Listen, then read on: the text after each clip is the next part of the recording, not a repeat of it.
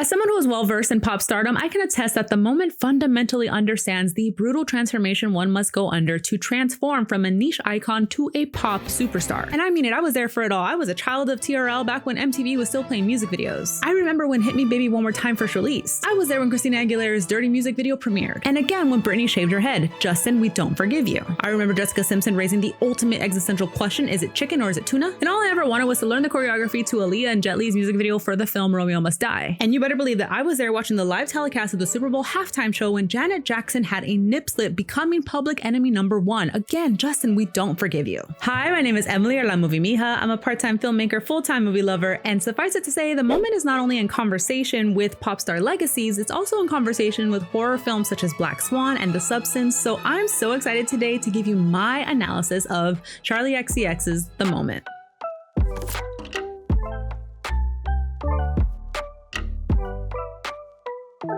Welcome back to my channel. Thank you so much for checking out my video. I am a team of one, writing, producing, and editing all of my own movie related content. Everywhere you can find me at Movie Mija without the use of any generative AI. And I mean absolutely nowhere, not in my scripts, not in my editing, not in my digital designs. For better or worse, I am doing this all by myself. So it's a big deal that you found my channel. Even bigger deal if you like, subscribe, and hit the notification bell below, because why would you rely on an algorithm to tell you when I have a video ready for you? Speaking of having videos ready for you, I have a review of Sam Raimi's Send Help that I absolutely loved covering, so make sure you check that out. And for this video, I'm actually going to do something a little bit different. Instead of giving you my spoiler-free review and then jumping into some analysis, I'm actually just going to jump right into the analysis. So this is your spoiler warning. If you haven't seen the film just yet, go ahead and like and save this video for later, watch the movie, and come back if you don't want to be spoiled. All right, let's get into it. The Moment is a mockumentary style story about a version of Charli XCX who is forced to navigate the complexities of fame and industry pressure while preparing for her arena tour debut. The film is directed by Aidan Zamiri, and it stars Charli XCX as a fictionalized version of herself, Haley Benton Gates, Jamie Demetriou, Alexander Skarsgård, Rachel Sennett, Rosanna Arquette, and many more. Right off the bat, what I found most compelling about this film is its sheer existence. The fact that it exists as a piece of artistic agency, that Charli XCX is able to narrativize what this experience is like right now, and the way that it's able to be depicted in such a honest, harrowing way. Right off the bat, what I found most fascinating about this film is its sheer existence. It exists as an extension of Charli XCX. It's a narrativized version of her experience at this moment of superstardom, and it does come off as a piece of artistic agency in which she is able to be in control of this narrative of what it actually feels like at this pinnacle of success and the pressure that she is under to sustain it. Everybody's so desperate for me to be innovative all the time and cool. Everybody's like, what do you want? What do you want? What do you want? Well, I don't know. I want him. And before I get any further, I do want to clarify that what Brat is. It's an actual real life album that was created by the real life artist Charli XCX. It's her 6th studio album, and it was the album that catapulted her to superstardom. And I'm so curious to know if you're a Charli XCX fan. Like, this is really interesting to be in a space where you have a pop star making a movie. I personally didn't really get into her music until I heard she had some alleged beef with a Taylor Swift. So I gave her music a listen, and I actually really liked the album Brat, and I liked the next album that she came out with that's like Brat, but not really, but still the same, but everything's different. I forget what it's called. And I'm really excited to hear the music that she makes for the upcoming Emerald Fennell Wuthering Heights adaptation that everyone's been talking about. Are you watching that one? Let me know too. But also, she is quite a cinephile herself. She's been logging a lot of movies on Letterboxd, and she does give her own movie reviews out on her social media platforms every now and then. So she's definitely someone who I was really interested in seeing what kind of flavor of movie she would put together. And personally, the song I'm obsessed with right now is Everything Is Romantic. The version with Caroline Polachek, I think both of them together is just such a dream come true collaboration, and that song is just so intoxicating. Don't you just think the whole like keep having a Brat summer thing is a bit cringe? It's all cringe. Good to go again. By nature of a mockumentary, it does have to have some metacognition about the outside world and how people view Charli XCX or pop stars in general. So there is some on the nose, like product placement, branding, things that we are intended to laugh at, but they are still part of the film effectively being advertised to us. So there's this inherent tension about recognizing that Charli XCX is bigger than just herself, because now she's playing a fictionalized version of herself in a movie about the experience of bringing Brat to life that is effectively bringing Brat to life in her own on-brand way. But I'm getting ahead of myself. Let's specifically break down how this film talks about mythology, ownership, and power. For one thing, mythologizing the pop star is bad enough, creating a larger-than-life version of yourself that the public just wants to devour. But the moment this film is about mythologizing Brat specifically, an idea, a concept, an attitude created by Charli XCX. So there's a degree of separation between the artist and the art. It's a common idea that art no longer belongs to the artist once it's released out into the world. And this goes from anything from a song to a painting to a movie. It is no longer possessed solely by its creator once it's released into the world. The very act of creation is an acknowledgement of new life, declaring the end of the life that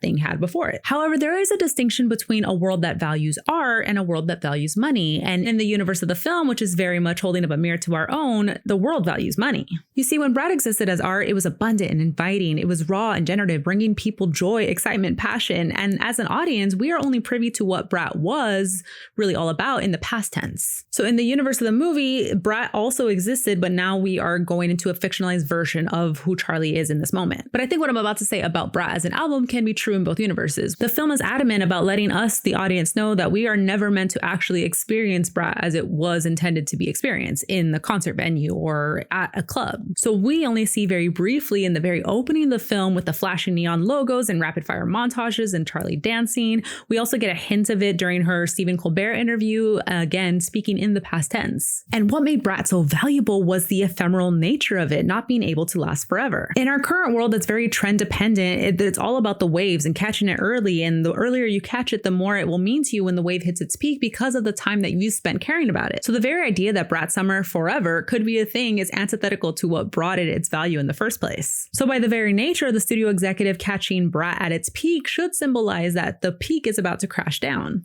Brat was always doomed to die. And Charli and her creative director Celeste know this. Celeste is more than just the creative director for Brat. She is the representation of Charli as an artist. Charli's artistic vision in human form. She is the only one, according to Charli, who even gets it. And her relationship with Charli feels so collaborative and organic. We can see that they respect one another, they listen to one another, they push back on each other's ideas. And Celeste gets Brat so much, like she understands it so clearly that she recognizes the end is nigh. There's a moment where the two are sharing wine and her and Charli seemingly accept the inevitable death of Brat because they understand how the wave of popularity works. So she and the director Johannes are naturally at odds. Celeste wants this thing to die because she understands fundamentally that Brat, as it was intended to be experienced, is no longer, like it is dead, dead, dead. And Johannes wants it to live forever. Brat, summer, forever! Summer forever. I'm sorry. Okay, that part killed me. You see, the thing with Johannes is he's a big name. He is status. He is a big name director who has worked with other stars like Demi Lovato. And even though it seems at the time of the mockumentary that he is in the middle of some legal troubles, like he's in a legal battle with her. And apparently he's winning, meaning that he could own her concert footage. It's disturbing, but it's a representation of power dynamics and how they work, especially as different artists are building off of one another. Like if these are the pop stars that Johannes is building off of, whose art is it really? Who is the owner of that art? But Johannes and working with him represents success. It represents status, even though he doesn't seem to be an artist himself at all. Like seriously, what is his taste? What is his vision, his unique point of view? It's commercial, it's palatable, it's predictable and safe, or as the shareholders like to call it, profitable. But he is so far removed from practicing any art himself. Like as a director, he should have a keen interest in getting to know Charli, or at least Brat, with the goal of capturing something that already exists instead of trying to reinvent it. But he doesn't possess any of the empathetic qualities that any great director needs. He outsources listening with his assistant, the freaky smiley girl, and completely rudely inserts himself into creative conversations, weaponizing woke boy therapist speak to, on paper, sound like he actually is cooperative and polite, when we see his true nature when he lies about how aggressive Celeste was in an altercation that he provoked. Some of these elements will probably turn people off. We don't want to offend anyone. Johannes is giving less director and more dictator, favoring hierarchy over collaboration, whereas Celeste, the person who is actually trying to assert Charli's vision, is being cast aside. But it's interesting how Johannes, as a director, has even become a power symbol in this dynamic with Charli. Even though after she does review his work, she does claim it to be when in actuality, when you come to think of it, Charli is the one who seems to have the most individual power because she is the one in the film who single-handedly bankrupts the bank. She posts one Instagram and she crashes a bank, riots emerge in the street, like all hell breaks loose because of one little thing she did. And this to me felt like a reference to the financial power that pop stars have, like when we see Beyonce or Sabrina Carpenter go on tour and they literally shift the GDP, revitalizing an entire city's tourism industry. But the myth that Charli is creating about herself to herself is that she is only important if she is popular. She is buying into this idea that she needs to constantly be on this grind and this hustle to stay relevant. And her facialist Maria, albeit very rudely, seems to point this out to her when she asks her, "You're not a real artist unless people see your art?" And the turning point in the movie wherein Charli's entire sense of self absolutely implodes is her interaction with Kylie Jenner. The way the feminism of my body wanted to shield my eyes from the very sight of her, but this whole bit was actually really funny. It was so good, and it's so funny in a very self-aware way, which kills me because Kylie to me is the very image of consumerism. Her entire physical self has been manipulated to create a version of heightened femininity as defined by the male gaze. Even considering her praise for constantly working, having that grind mentality makes her an amalgamation of all the things that threaten Charli's creative self. You see, Kylie's bottom line is generating profit through her brand that is synonymous with her body. She is the brand. Whereas Charli, who is hilariously stressed out, and it's so funny because she is opposite Kylie Jenner, who has literal wind blowing through her hair, has only ever wanted to live in the moment. She is the 365 party girl. But it's the conversation with Kylie that fundamentally shifts the playing field on which Charli used to evaluate her idea of success. And just like that bird that was living in the rafters that so suddenly comes crashing down to the ground and dies, as does Brat.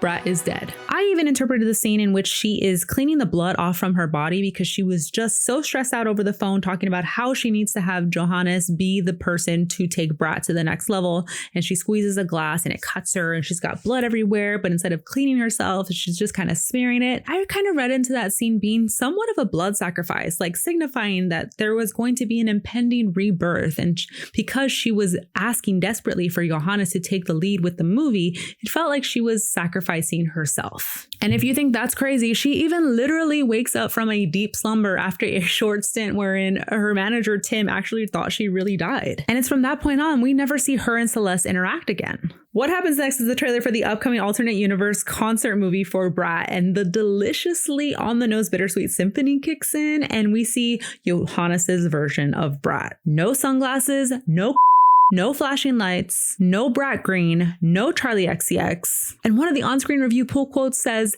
"This is a total reinvention of Brat." And what sounds like praise initially is actually a double entendre recognition that this is nothing like the Brat we once knew. And the trailer is intercut with the scene from the film crew with Celeste watching her listen to a voice note that Charli had left for her, informing her of her choice to kill Brat with Johannes. And the ultimate nail in the coffin? The tagline encouraging fans, nay consumers, that you could be a 365 party girl from the comfort of your own home. And that line is just dripping with irony because it is so antithetical to party girl lifestyle. You cannot be a 365 party girl from home. The whole idea of being a party is living in the moment and being out there and being in community and doing anything from the comfort of your own home. It's the idea of prioritizing the comfort of the consumer over the experience that is meant to be had for a small group of people. She was a niche icon, but this idea of catapulting her into superstardom actually distills the entire brand of what made her great in the first place. But to Charli and Celeste's credit, they always knew that the end was coming. They just wanted to be able to do it on their own terms. And that might look like a little bit of defeat, but within the context of pop star legacies filled with sexism, brutal double standards, out of control fandoms, endless merchandising, and an end product that prioritizes the comfort of the audience over the artist's intention, makes me sympathize with Charli's actions in the end. Because whenever you favor profit over art, you turn it into a product that is over-polished, over-sanitized, and it's devoid of personality, unless you count the personality of consumerism that is defined by the invasive algorithms that collect your information and compress you into a number and run you through a machine with thousands of others to generate a predictable profitability number of personality, of course. And there you have it. That is my analysis of the film, The Moment. Let me know what you thought about the film down below, and make sure to like, subscribe, and hit the notification bell below so you can get more video reviews from me. But for now, that is all from me. Thank you so much again for watching. Make sure to follow me at Movie Mija everywhere you can find me, Letterboxd, Instagram, TikTok, here. And I'll see you next time. Bye!